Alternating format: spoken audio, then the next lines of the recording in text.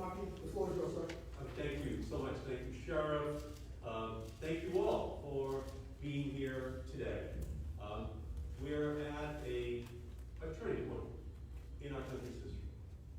It's not just the buildings in our country that are smoldering, the very soul of our country is on fire. We can see, because of the coronavirus crisis, who are the most vulnerable people, who are the essential workers, who are most hard hit, and they disproportionately black, brown, and immigrant communities. We can see from the George Floyd murder that we have the need to overhaul our criminal justice system in our country. No family should have to watch their loved one be murdered and to think that there is no recourse whatsoever. And here's what we know. We know that right now, that the United States is 5% of the world's population, but we have 25% of the people on the planet who are behind bars. 5% of the population, 25% of the people in the world behind bars. 1 in 3 women behind bars in the world is behind bars in the United States. That's where we are as a nation. And we know that that has to change. You learn a lot about a country by who in prison. Some imprison journalists, some imprison their political enemies. I work with Senator Ed Markey on these issues. In our country, we imprison the poor, those who have substance abuse problems. We imprison the black and the brown citizens in our country in disproportionate numbers. And we don't provide the resources to make sure that they get the help before they ever get in trouble, while they're in prison, and after they're in prison. And we have to change that. And that's what people all across this country are saying, is they are marching and chanting and praying and crying. They're saying this system must change. And so I'm so glad that you're here. I'm so glad that you're participating in this electoral process, because it is absolutely essential that we have this discussion in our country, and at this moment of reckoning turns into something that's good for our country. Thank you so very much, Senator.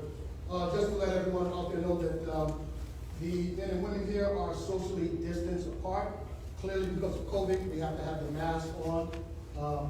And so, please forgive us for that. But we'd rather be safe than sorry. Our first question for the Senator comes from Angel Guzman. Good morning, Senator Markey. Good morning, Angel. Thank you for being here. No, thank you. My question to you is, money and transportation are significant problems for individuals released from prison or jails. I've had people approach me expressing their anxiety of not knowing how they're going to make it, either to the parole office or probation office, upon their release, because they don't have any money nor access to a ride. How will you be able to assist these individuals make it to either offices in order to avoid the penalties of not showing up to the required meeting? Thank you. That is an excellent question. And Congresswoman Ayanna Pressley and I have introduced legislation that says that public transportation should be free. If you go to the bus, you go to the subway, you get on, it's free. So that you're able to go to your destination. So that you're able to be where you have to be. To do what you have to do. Not just as part of this system, the criminal justice system, but even when you're out and beyond that, or before. Because access to transportation is absolutely critical. To do your job, to be able to be with your family, or in this instance, to be able to meet your obligations. And so that is something that Congresswoman Pressley and I have been working on, And our legislation is something that we're gonna push very hard to ensure that if anybody needs to get somewhere, they can use the public transportation system 100% free, no charge whatsoever. Thank you, Senator. Thank you. Thank you, Angel. The next question is from Ms. Tequili Raspberry. Tequili Raspberry. And I see you have two questions here. Feel free to ask whichever one you want. Okay. Okay.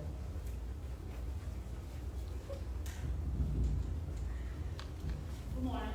Morning, My you. name is Takai. Takai. My question is, why are the jails and prisons becoming de facto mental health institutions? They are not equipped to care for people with mental health needs.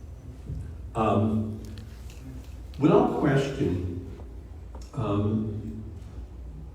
what we have done in the United States is to use the prisons as a place where we put people who have mental illness. We don't give them the treatment beforehand.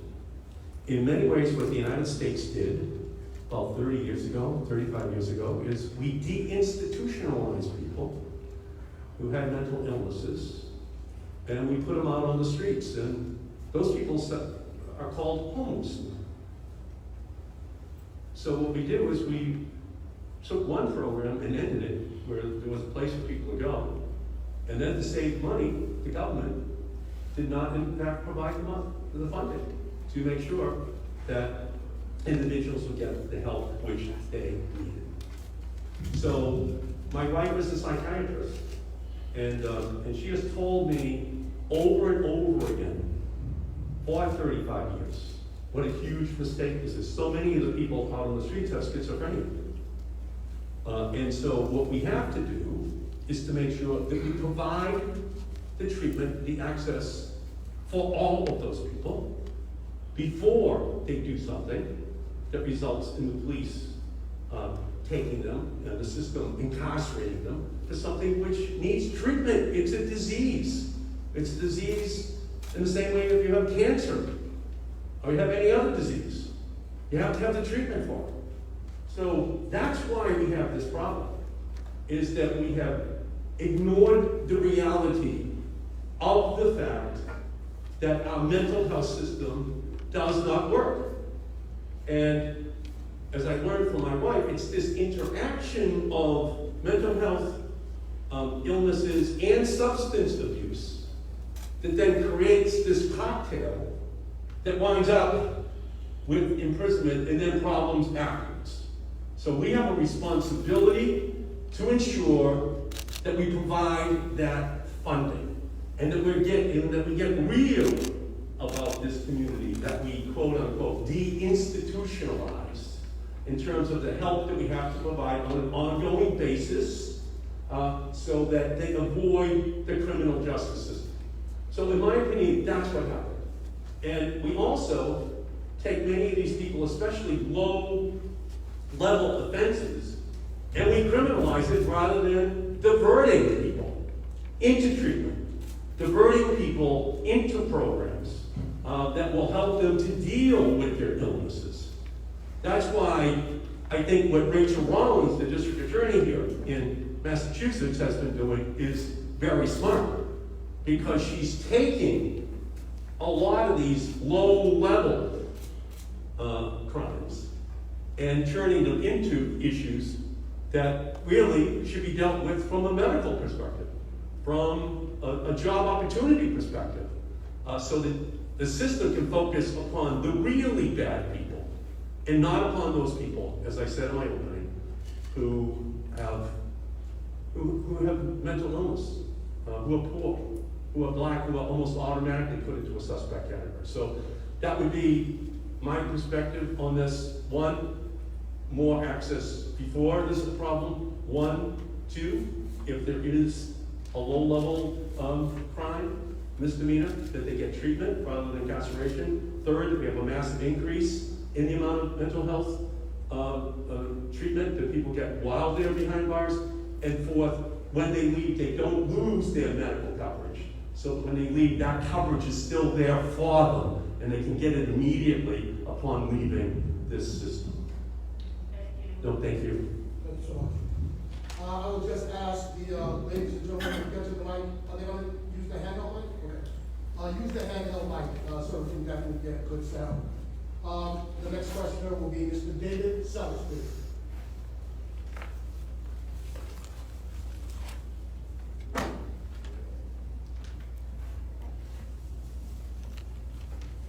Good morning, Senator. Hi, David. My question is related to current atmosphere, social atmosphere, as you were relating in your orientation or your opening to us. Was transatlantic slave trade, gross human trafficking, a crime against humanity? And would you be willing to offer and propose a referendum on reparations for the descendants of the slave trade and post-traumatic symptoms of post-slavery social depression? Yeah, thank you for that question. Senator Cory Booker from New Jersey, who is supporting the Ed Markey for re-election, has introduced a reparations bill. And I was at the top of the list of his co-sponsors to do that, honestly. So that we could have a reparations commission in the United States. We know that slavery is the original sin of our country. It goes all the way back to 1619. It's 400 years old. We fought a civil war over the issue.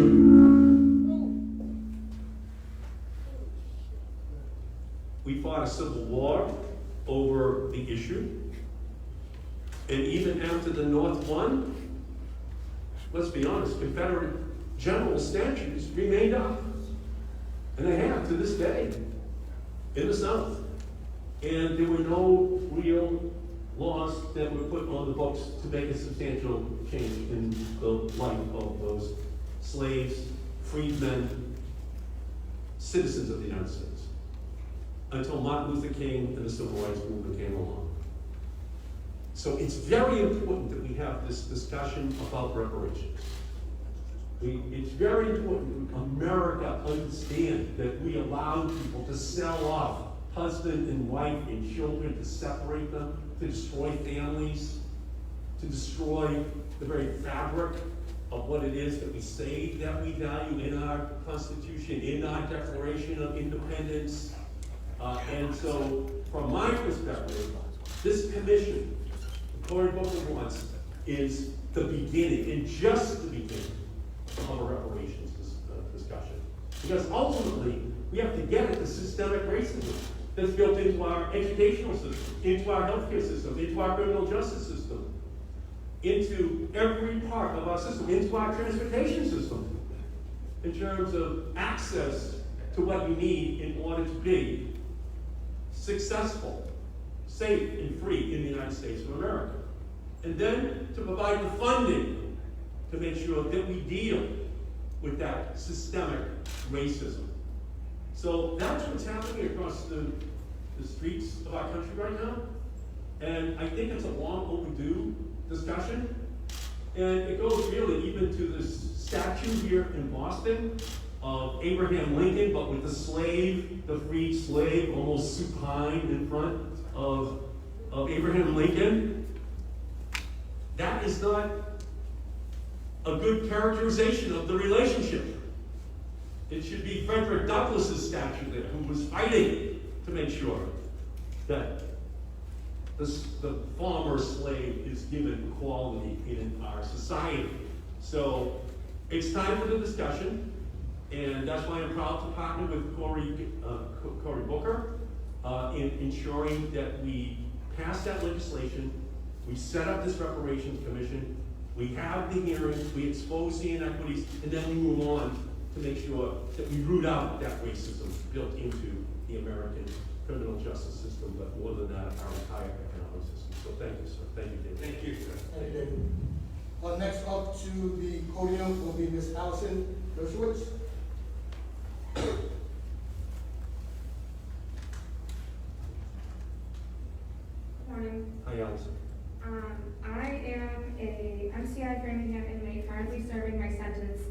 House and Correction. My question is this: why are there more discharge planning and reentry resources available to individuals coming out of short-term jail versus long-term prisons? Shouldn't they be the same? Yeah, absolutely. We need to make sure that we remove this almost guaranteed result that after people leave, it's a big U-turn and people come back in again.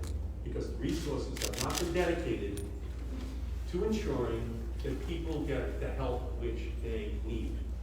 That's a big part of another bill that I've introduced with Senator Cory Booker. It goes to this issue, it's called the Next Step Act, and it's only he and I are the only two co-sponsors of it.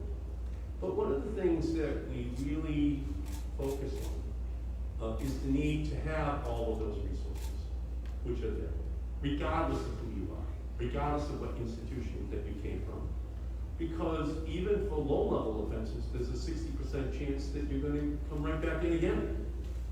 So it's absolutely imperative that we not allow for the system to so stigmatize the individual that they can't get a job, they don't have access to income, they don't have the health care resources they need, and so many people who are leaving need those health care resources because so many of them are only in the system because of some mental health or substance abuse problem.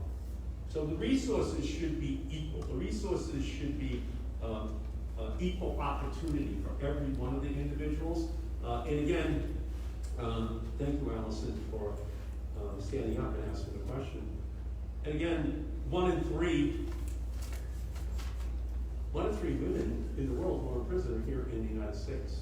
And I will add this as well, that it's very important, especially for women, that they have constant access to their families.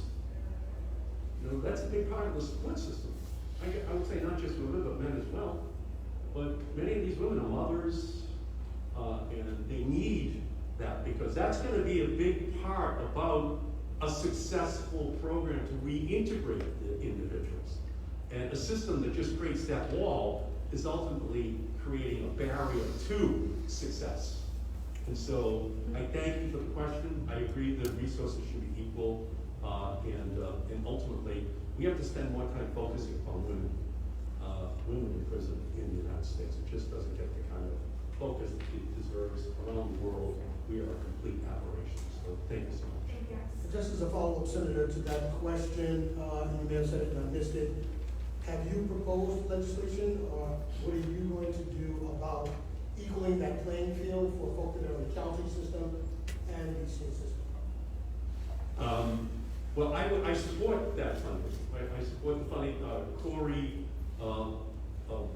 Booker and I have legislation, the Next Step Act, which focuses upon the need to ensure that we reinvest in every one of the individuals to make sure that we have programs that are going to be necessary. We make that an integral part of the legislation that we are moving, so that amongst other things, that people when they leave are able to get the help getting the occupational licenses, which they want, a hairdresser or anything else, so that there's not a bar to them being employed when they leave. And we just have to remove those barriers, even in that simple thing of licensing, so they can get the work and help which they need. So it should be across the board, regardless of the institution. Thank you. Coming to the podium now is Mr. Markey.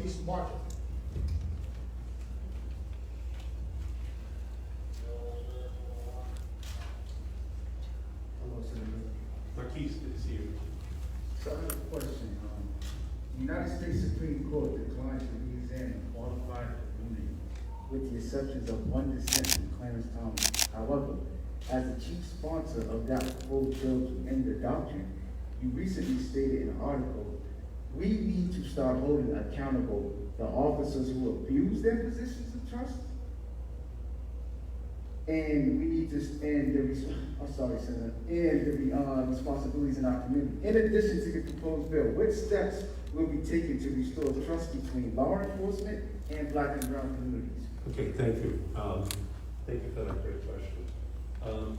So, after the George Floyd murder, Kamala Harris and Cory Booker and I introduced a resolution calling for a repeal of qualified immunity, which is the doctrine by which a police officer can actually murder a family member and then be immune to a lawsuit from the family for murdering that individual.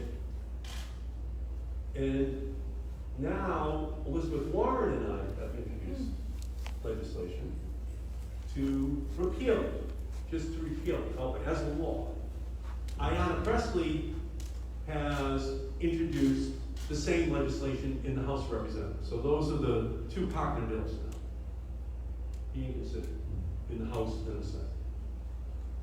And it is absolutely imperative that we look at qualified immunity, not, by the way, as a law, because just so you understand, the law was actually put on the books in 1871. So we won the Civil War, 1865, and then there was a period where actually African American men at that time were elected to Congress, elected to the Senate.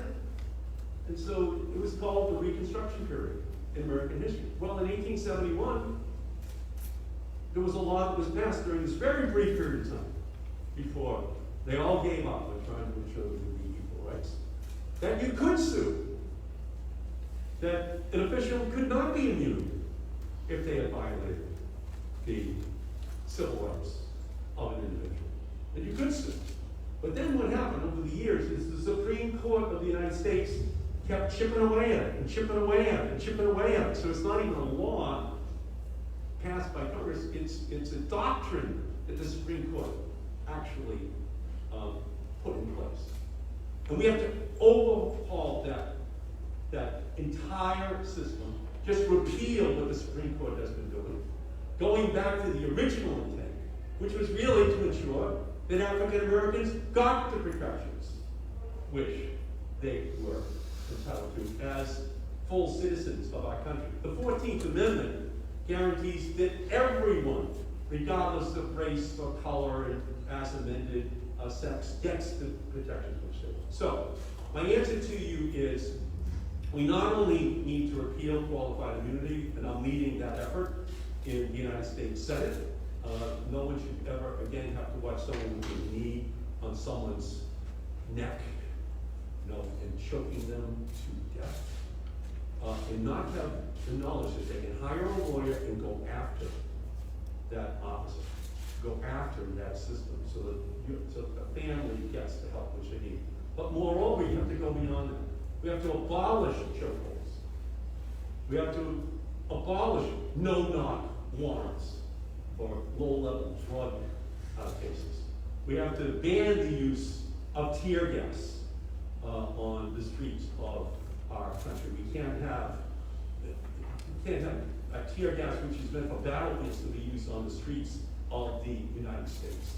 And we have to just keep going down the list of things. And by the way, one other thing we have to do, we have to make sure that that we don't have military weapons from the federal government being given to local police departments. That's wrong. We don't need to turn the streets of our country into battlefields with military weapons. That's also wrong. That puts policemen almost like armed combat going in against citizens in our country. So I would say that it begins with qualified immunity. It doesn't end there. We need a systemic change, and we also need commissions which ensure that there is accountability for these police officers, that they're not allowed to escape just because they might live in a particular community, and they can't jump from community to community and get rehired without there being a larger statewide system that has all of that data to make sure that they are made accountable for what they did to an individual.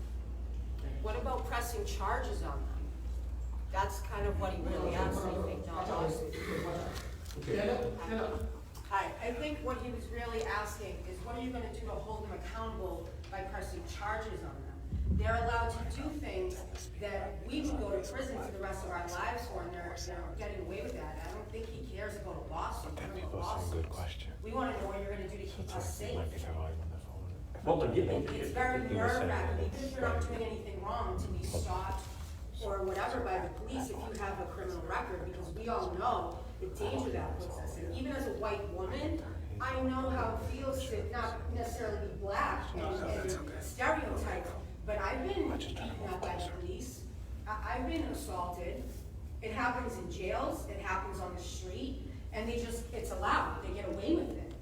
And it's not okay. Okay, well. And it's not just about George Floyd dying, this is just, it's an issue. And I agree with you. I agree with you 100%. That's why every police officer should have to wear a camera.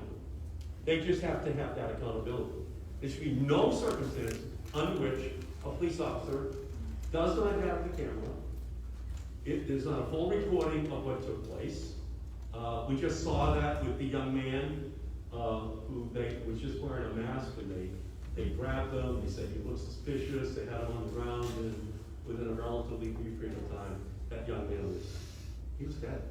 Yeah. So, but the camera now is the witness. We never had that. It's not as though it had never happened before in American history over hundreds of years. It's now we got the camera. So, yes, everyone should have to wear a camera. And then any police officer that engages in conduct that violates the constitutional rights of an individual should be held accountable. Yes, in the criminal justice system. But disqualified immunity also goes to whether or not they're accountable to the family, so the family can sue as well. So both have to coexist simultaneously. One, that they are prosecuted, and two, that the family can then bring them to. Yes. Sorry. No, So please. do you support the funding the police unions? I think it is critical for us to have a discussion about a reallocation of resources within our society. We clearly need more social workers, more drug rehabilitation units. We need more mental health. We need more employment opportunities. We have to reallocate the resources in a way that ensures that we give people the early life opportunities which they need, and that we also guarantee that they get the help they need before they get in prison, while they're in prison, and after prison. And we have to reallocate the budget in order to make sure the funding is there for all of those programs. In the end, it will avoid this school to prison pipeline which we've created in America, because we will have invested early enough in all of the other parts of our society to be able to avoid it. We have to just reallocate the resources correctly while continuing to have a criminal justice system, but still in a way that reflects the reality of how our system fails in a way that no other country in the world fails its citizens, to give them the resources which they need. Thank you, Senator. Thank you. I will ask that, a couple of things. If you have a follow-up question, you want to ask a question, just raise your hand, let me know, instead of kind of shouting out. And also, I don't know if you've all seen everybody else's questions, but you may be asking a question somebody else wanted to ask. But if it doesn't get asked, let me know, and then we will get it to the senator or to the congressman. Senator, Can I just for a second, because I just want to just take 1 minute. I just want to outline what the Next Step Act includes that introduced with Cory Booker. So here's what it does. It provides better training for law enforcement officers on implicit racial bias, de-escalation, and use of force. It prohibits racial and religious profiling. It improves the reporting of police use of force incidents. It eliminates the racially targeted sentencing disparity between crack and powdered cocaine sentences by reducing it from 18 to 1 to 1 to 1. Powdered cocaine is a white crime. Crack cocaine is a black crime. 18 times higher sentencing for crack cocaine. That has to be eliminated. Reducing harsh mandatory minimums for nonviolent drug offenses. Ending the federal prohibition on marijuana and automatically expunging the records of those convicted on charges of marijuana use and possession. Reinvesting in the communities most impacted by the failed war on drugs. Improving the ability of those behind bars to stay in touch with their loved ones, which has a proven effect on reducing the risk of recidivism.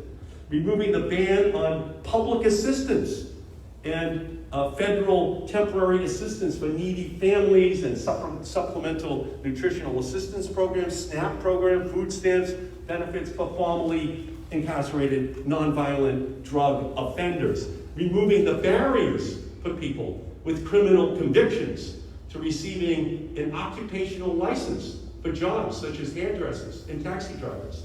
Reinstating the right to vote in federal elections for formerly incarcerated individuals. Banning the box, prohibiting federal employers and contractors from asking a job applicant about their criminal history until the final stages of the interview process. Creating a federal pathway to sealing the records of nonviolent drug offenses for adults and automatically sealing, and in some cases expunging juvenile records. That's our comprehensive agenda that Cory Booker and I have for this criminal justice system. These are the issues that are unaddressed. These are the issues that have to be changed in our society so that we take our broken criminal justice system and we ensure that we guarantee that we fix it. So there's only two of us on this bill, Cory Booker and I. But we're going to make sure that we make it an agenda for this country. And one of the things we may have to do is get rid of our racist president, Donald Trump, just to fumigate him out of the White House and all of his supporters, and then make sure that we create a new agenda for our country, for those who are part of our criminal justice. Thank you for that, Senator. But I will say this. Oftentimes I'm asked about the broken criminal justice system. The criminal justice system in my estimation is not broken. It was built this way. It was built to be punitive and oppressive. So that's not broken. That requires an entire cultural change. And let me say this to you. People of color, Africans, did not arrive on the shores of this country as immigrants looking for a better life. They didn't come here as indentured servants, having the ability to buy their way out of servitude. They came as property. They came as property of other men. And so when you have a dynamic like that, it's not about fixing a broken system. It's about revamping. And this is not just about policing. This is about the entire system, which is built to be punitive and oppressive. Right, and that's what the bill that Cory Booker and I have introduced. We look at the system, we just say, this has to change. And I agree with you, that this moment of reckoning is arriving. My great-grandfather, Thomas Markey, he got off the boat from Ireland, 1858. By 1861, he's in the Union Army going south for 3 years to fight in the Civil War, to make sure that we would free the slaves. So I can only imagine him right now, spinning in his grave, watching all these Confederate generals still be up, the ones that try to kill him for 3 years, so that we could fight to change this system. And so that's why I think it's so important for us to take this moment. Thank you, Sheriff, for raising it, because I agree, it's been built broken, but it's only gotten worse. It's gotten much, much worse over the last 50 years, and we just have to make sure that. But this is not to be confused with, and a lot of you may be in deference to what I'm about to say. This is not necessarily confused with the people that put the uniforms on every day to do the jobs that they do in the criminal justice system. Every huge organizational population will have some percentage of people that will just do what they do. They march to the beat of a different drum. But I have upwards of 500 or 600 officers here, and I will tell you, and you probably will agree or disagree with me. The vast majority of the officers that work here, the vast majority of the people that work here, if you watch anything that we've done in this administration, we are trying to help people improve their station in life so when they get out of here, they have some opportunities. I think it's asininely stupid that if you have a felony, you can't vote when you get out. What happened to us being a nation of second chances? Thank you. I think it's ridiculous that people that may have a mental health issue or substance abuse issue, but because legislators have not put enough money on the street to have beds for that, if someone does something because they may have a health situation or a substance abuse situation, they come to jail. That's also ridiculous. And just to really go further, it costs upwards of $60,000 to incarcerate when it costs half of that to rehabilitate or take care of people. And so here's the thing we want to be about as a nation. What do we want to be about as a nation? Senator, the next questioner coming to the microphone is Ms. Melissa Coate.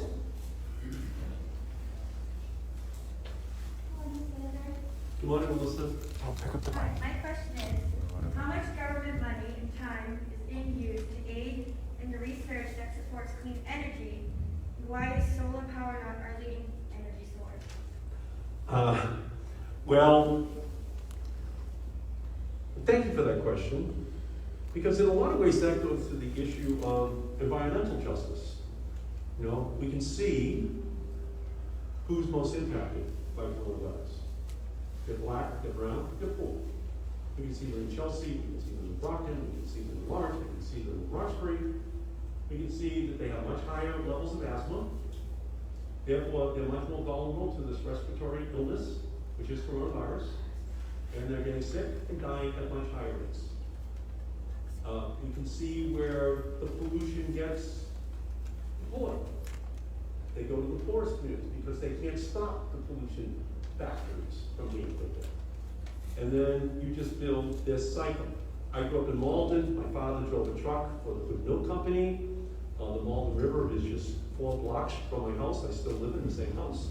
When I was growing up, the water was black and it was kind of a purple haze on top of it before Jimi Hendrix.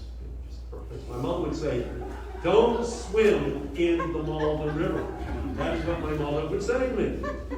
And so we know that that's what it's like in blue collar and poorer communities. That's where the pollution is. So the reason we don't have solar is that we're not investing in it. And that's the revolution that we're going to unleash. That's why I introduced with Alexandria Ocasio-Cortez the Green New Deal. And what did we talk about in the Green New Deal? We talked about intersectionality. We talked about dealing with frontline communities so they don't have to suffer. We talked about minority communities. It's throughout the entirety of the Green New Deal. Let's end this in the 21st century because it's environmental justice as well. It's ensuring not only that, but that we put the frontline communities at the front of the line for these jobs. I was over at Roxbury Community College last year. They now have a course in solar and wind and energy efficiency that you can get coming out of Madison Park High School. They're trying to do it in coordination with it, and at Roxbury Community College to give these young people not just a job, but a career in these new technologies, because there are going to be tens of thousands of them needed just here in Massachusetts and hundreds of thousands across the whole rest of the country. So thank you for that question, but environmental justice is definitely a part of this problem, and it's because of the fossil fuel industry control over our agenda. Thank you. And I also want to say early happy birthday. Oh, thank you so much. Much appreciated. Senator, the next questioner coming to the podium is Mr. Gregory Wright.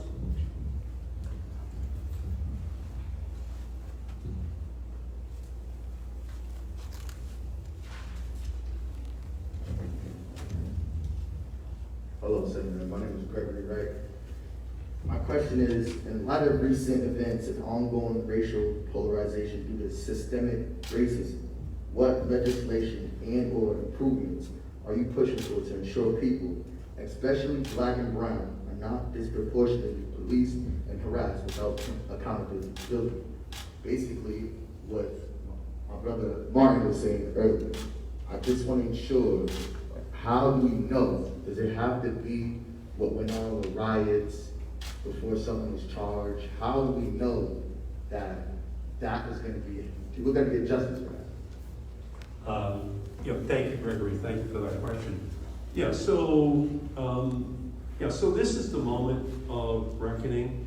We need police accountability, and legislation of that nature is beginning to move through the Massachusetts State Legislature.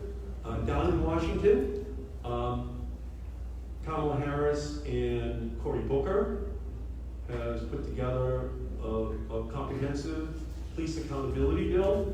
Mitch McConnell will not allow us to move forward with that legislation, which is why we just have to get rid of Trump and get rid of the Republican control of the United States Senate.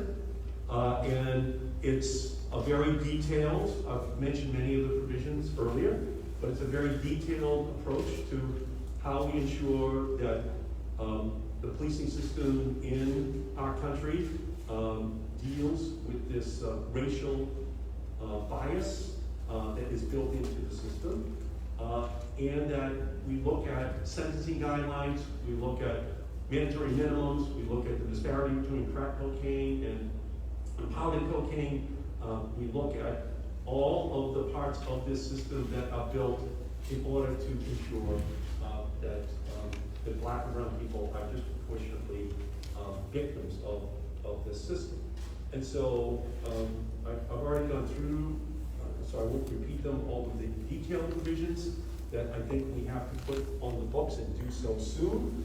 But ultimately, this is going to be a big challenge for our country. I think the most heartening thing, Gregory, is how when you look out at the streets at the millions of people who are out there, that they're every color, they're every age. People are out, and we have to keep them up. We have to keep them. We don't want to lose this moment.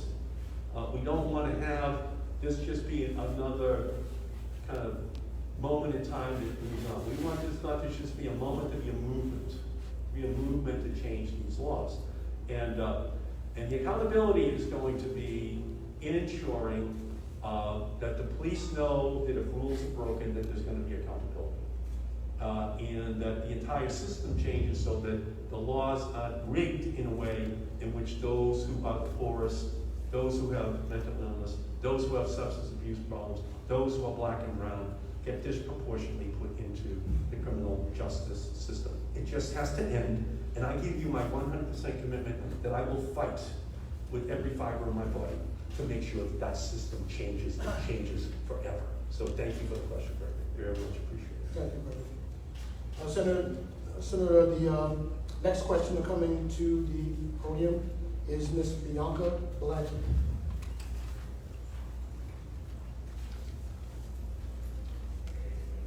Good morning. Hi, Bianca. Pick up the mic. My question is, why are you interested in what we have to say if we're not able to vote as inmates? Excuse me? My question is, why are you interested in what we have to say if we're not able to vote as inmates? Because you're citizens. Because you're part of our family. Because everyone should be treated with dignity. Everyone, including those who are in this room. Because you're part of someone's family, and they worry about you. You're going to go back out and be citizens after you leave here. And so we have to think of you as part of the larger family, of all of us. So that's why I care about you. You won't be here forever, but you'll be part of our community forever. And we have to make sure that we look at you, Bianca, and we say, what can we do to make sure that no more Biancas come in? How do we prevent it from happening? How do we intervene early? How do we make sure that the educational opportunities are there for the younger Biancas?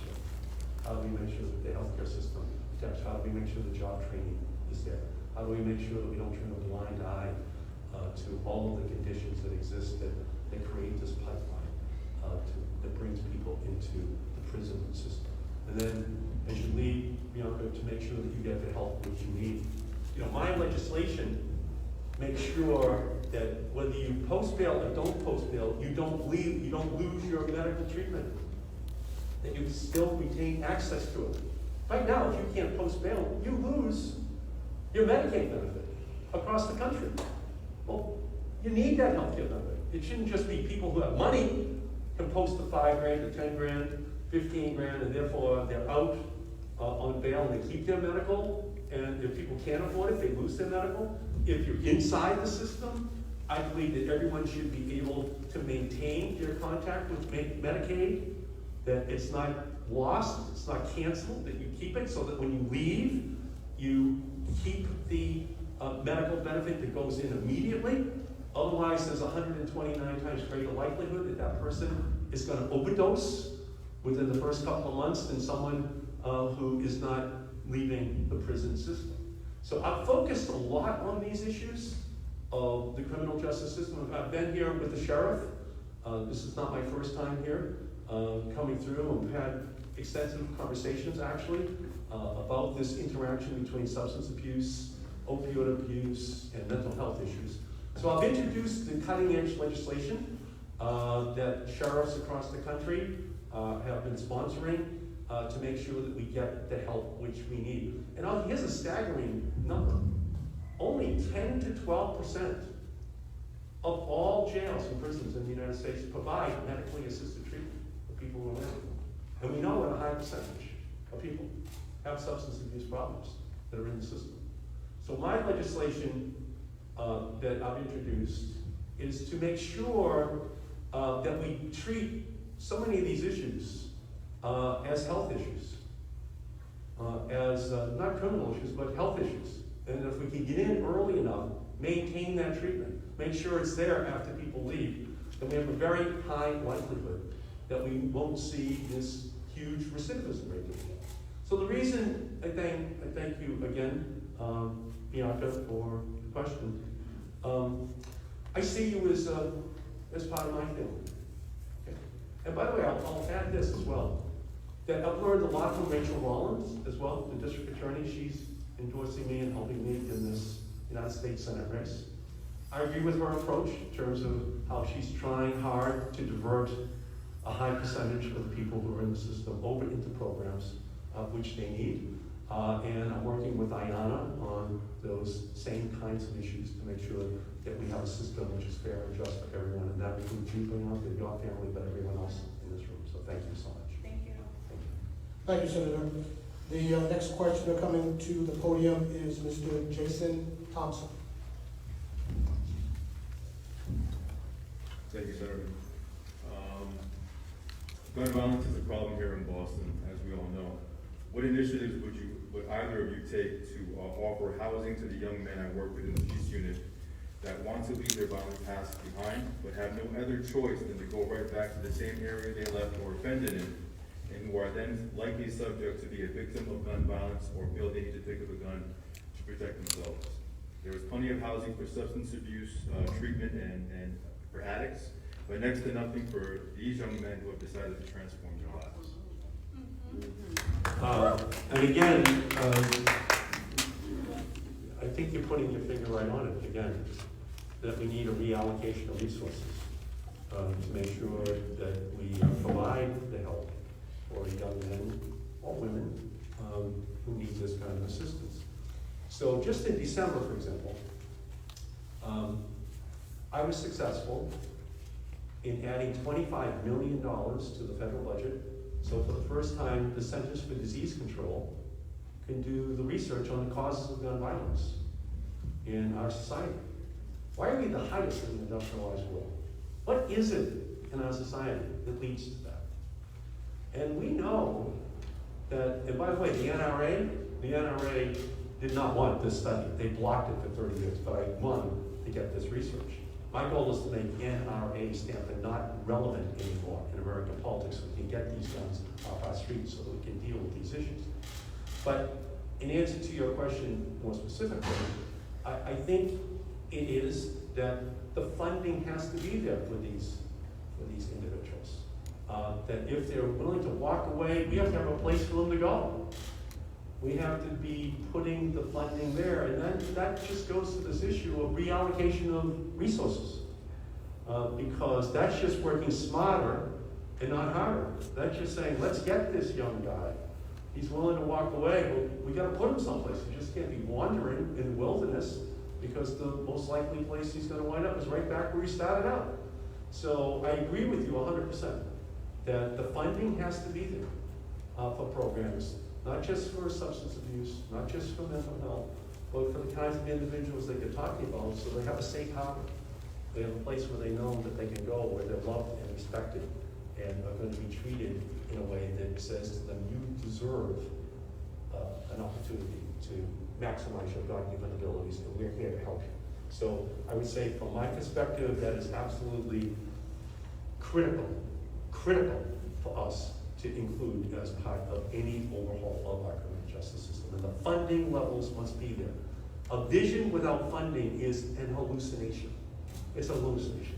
If you don't have the funding for these programs, if you're not willing to put up the dollars, then all we're gonna see is a repetition of history with the same kinds of individuals that are going through the process, okay? So that's what I'm calling for, that's what Cory Coker is calling for, that's what this system needs, and your idea is right at the top of this. Thank you, sir. Thanks, sir. Okay, Senator, you have one final question, and then you'll have 60 seconds. Okay, good, thank you. The next question coming to the podium is Ms. Lindsay Beal.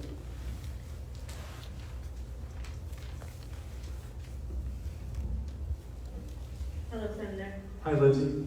I was wondering, what is your campaign doing to assist people who have lost their job, their housing, or both due to COVID-19? That is a great question. So we have to, first of all, make sure that people don't get evicted. We have to make sure that they have income in their pocket. When we started to deal with the coronavirus crisis and the health, the assistance which people need, I advocated and fought for a $600 a week unemployment check to just individuals, gig workers we'll call them, not people who are in unions, not people who had steady employment over here who had lost their job, but the gig workers in our society, $600 a week. That's going to expire on July 31st, and there's no unemployment in them. So I'm going to fight hard to extend that program because I fought hard to create it just 4 months ago. That's the only money that's in the pockets of many people. That's 250,000 people in Massachusetts. That's the only money they have been receiving. That's $600. We also have to make sure that the food assistance is there. We have a food insecurity crisis that has broken out in our country, especially in poor communities. We have to make sure they get that assistance. Senator Warren and I have introduced legislation, a $500 billion bill to build 3 million affordable housing and the public housing units in our country. And we're going to fight very hard to make sure that that becomes part of our agenda going forward. And moreover, we need an FDR moment here, 1933, where we provide sick leave, child care, that we provide guaranteed incomes for people so they have the money in their pocket, because this pandemic is going to go on for a long time, and it's going to impact people of color disproportionately. Disproportionately. They didn't create this problem, but they're suffering the most because of this problem. So we have to make sure the resources are there. I've fought thus far to make sure that the funding is there, including for minority businesses and women businesses, which are much smaller in general than the larger small businesses who benefit from these programs. So I fought to make sure that $60 billion would be set aside for minority and smaller businesses, because it's along Bluebill Avenue that people think of their community, those smaller businesses, and if they go out of existence, then it's just going to further create a crisis in the community. So I've been fighting very hard And I will say this, we're gonna be back down in Washington for the final 2 weeks of July. The Republicans thus far have said this is a red state problem. It's a blue state problem, not a red state problem. Why do we care? Well, that was 2 months ago. Look at the map now of the red states. They are in a coronavirus pandemic themselves. So here's what I'm promising you. I'm going to be fighting to make sure that we extend and expand all these programs, that we give people the help which they need. Kamala Harris and I and Bernie Sanders, we've introduced legislation that says this: every individual gets $2,000 a month. The two spouses. If they have a child, they get an extra $2,000. They have another child, an extra $2,000.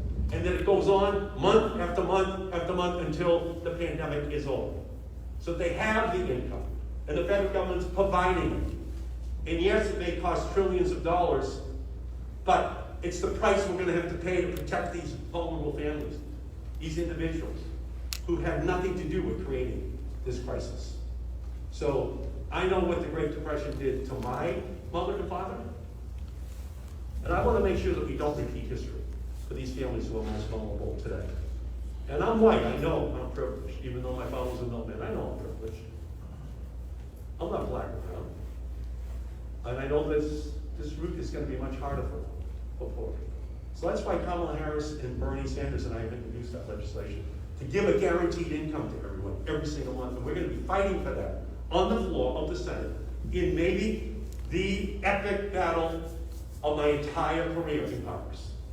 And I'm going to be bringing it to them, that they have a responsibility to provide for every single person in our society, that they get the help, the income, which they need to provide for these families. So thank you so much. Thank you for that great question. Thank you. Senator, Ms. Dawn Foster had a follow-up question on the housing study.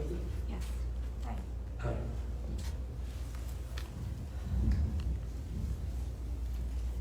Good morning. Hi, good morning. My question pertains to the housing issues. I have worked for the state of Massachusetts back in the day, and I know that it's still ineffective as of today.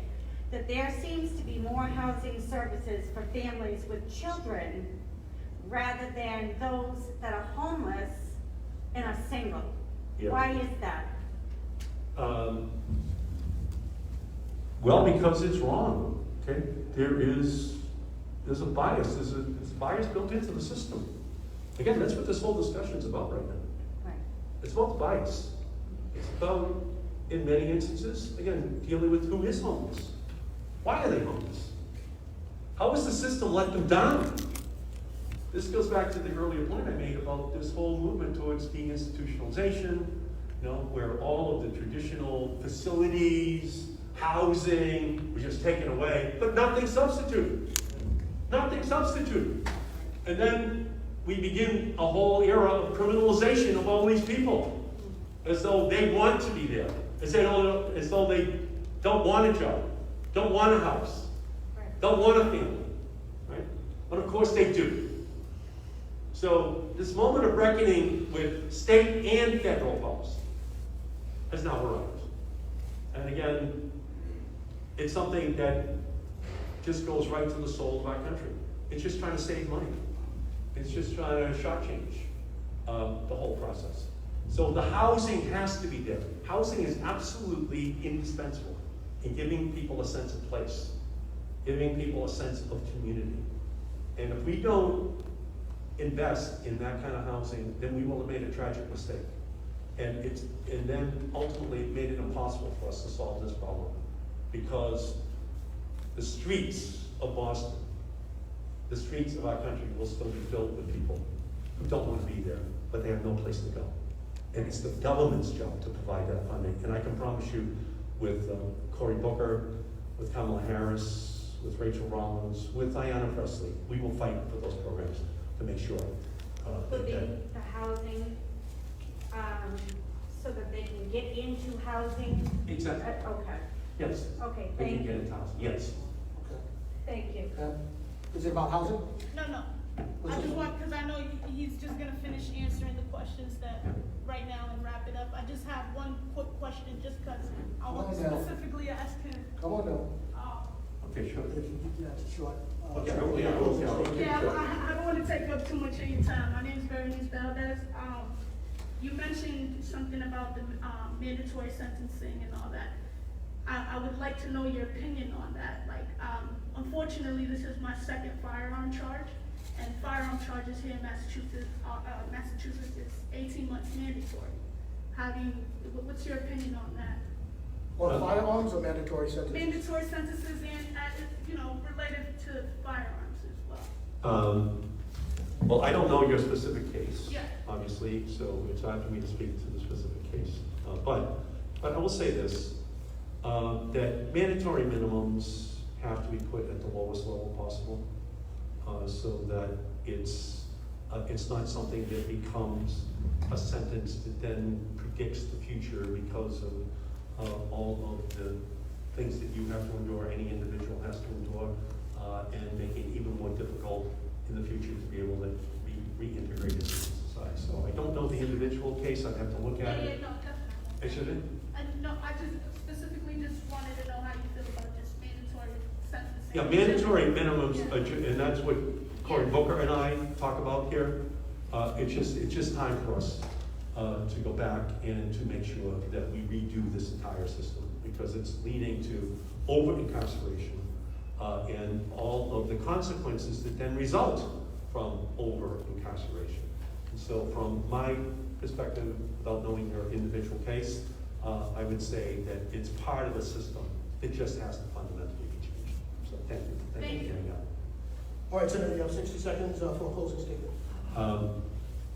No, well, thank you. First of all, thank you to Sheriff Tompkins, and thank you to all of you for being here. I would ask for your vote on primary day. I have tried hard to earn it by my work on the issues related to prisons and jails, especially the substance abuse and mental health issues throughout my career, because I know how high of a percentage of those who are here and in other institutions are related to those issues. And I promise you that I will fight with every ounce of strength which I have to overhaul this criminal justice system, to overhaul the policing system that we have in our country. Whether it's qualified immunity, chokeholds, no-knock warrants, whether it's the lack of funding for mental health and substance abuse in our system, whether it's making it difficult for people to reintegrate back into society because they're stigmatized and can't get the job they need, can't get the help which they need. I give you my pledge that I will fight every single day to ensure that you get what you want, that I will insistently, persistently, and consistently stand up for you and with you. And I will partner with Cory Booker and Kamala Harris on the floor of the United States Senate to continue to advocate for the fundamental changes which are needed. It's long overdue. We are an over-incarcerated society. We have too many people who are behind bars who should not be there, that diversion programs were not put in place, that educational and healthcare programs were not put in place at the earliest possible time in order to deal with these issues. So all I can say to you is, I give you my pledge that if you give me the honor of your vote, that I will be on the floor of the United States Senate for the next 6 years, having your back to ensure that this whole system gets changed in a way that fundamentally deals with fairness for every single person here and in our entire criminal justice system. Thank you all so much, and thank you. Thank you.